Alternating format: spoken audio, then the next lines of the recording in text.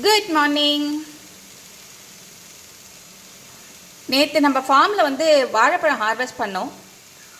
Harvest பண்ணச்சா நான் வந்து கொஞ்சம் தண்டு மட்டும் ஹார்வெஸ்ட் பண்ணிட்டேன். கிட்டத்தட்ட ஒரு 1.5 feet இருந்தது. அது வரைக்கும் ஹார்வெஸ்ட் பண்ணிட்டேன். மிச்சம்லாம் அப்படியே விட்டாச்சு. ஜென்ரலாக நான் வந்து பார்த்திங்கன்னா தண்டு ஹார்வெஸ்ட் பண்ணவே மாட்டேன் unless there is a request from Chennai. நான் வரைச்ச அங்கே வாழைப்பழமும் ஹார்வெஸ்ட் பண்ணுற ஸ்டேஜில் இருந்ததுன்னா யாராச்சும் கேட்டால் கொண்டு போய் கொடுப்பேன். அதர்வைஸ் நம்ம வீட்டுக்கு தேவைப்பட்டால் அப்போ ஹார்வெஸ்ட் பண்ணுவேன்.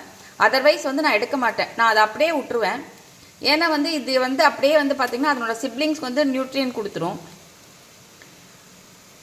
நம்ம ரெகுலராக கொடுக்குற இன்புட்ஸ் மட்டும் போகும். அதுவும் மழை காலம் தான், நம்ம ஒன்றுமே கொடுக்க மாட்டோம். ஸ்டில் வந்து வில் கெட் குட் ஹார்வெஸ்ட். அதனால் ஸோ இது வந்து பார்த்திங்கன்னா இந்த வாழை மரம் வந்து நல்லா அப்படியே மக்கி கீழே இறங்கி வரைச்ச இந்த சிப்ளிங் வந்து கொலை தள்ளுற ஸ்டேஜே வந்துடும். சில டைமில் கொலையே தள்ளிடும்.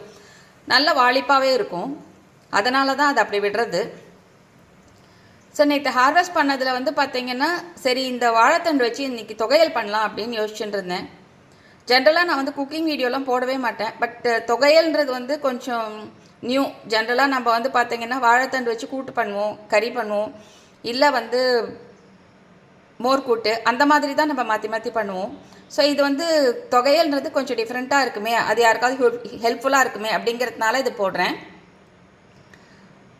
ஸோ நான் அதுக்கு ஃபஸ்ட்டு என்ன பண்ணேன்னா 2 ஹீப்டு டேபிள் ஸ்பூன் ஆஃப் கடலைப்பருப்பும் 2 டேபிள் ஸ்பூன் ஆஃப் உளுந்து, ஒரு 5 மிளகாய் எடுத்திருக்கேன்.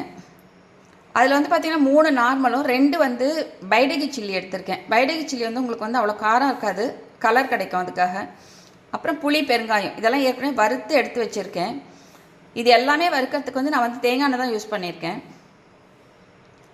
வறுத்து எடுத்துட்ட பிறகு அதே எண்ணெயிலேயே நான் என்ன பண்ணியிருக்கேன்னா வாழைத்தண்டு, கருவேப்பிலை, ஒரே ஒரு பச்சை மிளகா, இது வந்து பார்த்திங்கன்னா காஷ்மீரி இது வந்து நெய் மிளகாய் இது. ஸோ அதை வந்து போட்டிருக்கேன். இது கொஞ்சம் நல்லா காரமாக இருக்கும், அதனால் கொஞ்சம் பார்த்து தான் போட்டுக்கணும்.